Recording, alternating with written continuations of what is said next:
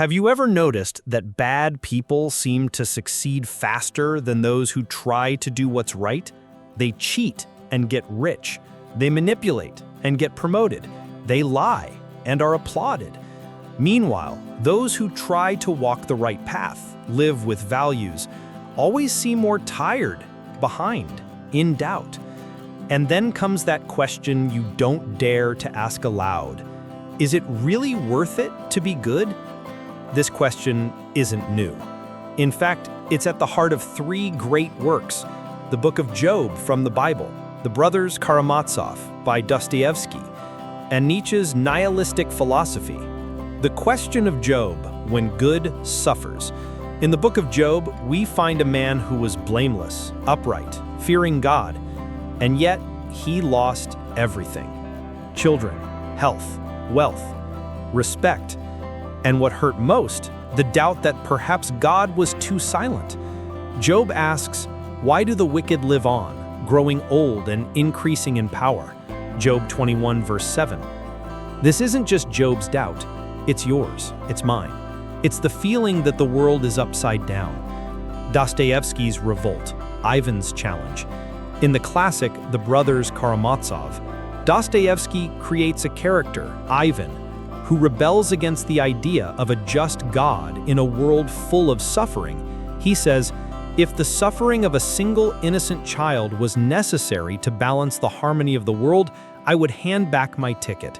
It's a revolt against evil. But Dostoevsky doesn't stop there. He presents the contrast. Even in a confusing world, the persistent faith of some is the only possible response to inexplicable pain. It's not a logical answer, it's a moral and spiritual answer. Nietzsche's nihilism, the death of God and morality. Nietzsche was radical. He saw human suffering and concluded, God is dead. Not literally, but as a symbol. People stop believing in a higher meaning.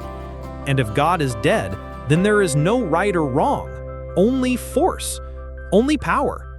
That's why in nihilistic logic, evil often wins, because it has no moral brakes. It plays a dirtier game, and therefore, it gets there faster. But Nietzsche also contradicted himself, because even he yearned for some greater meaning, even when he said the world was absurd. So, is it worth being good? The answer isn't in the world's logic, because the world rewards the clever, the bold, the manipulative. But time reveals. People who rise too quickly, without roots, crumble. And those who planted with justice, even without applause, harvest what lasts.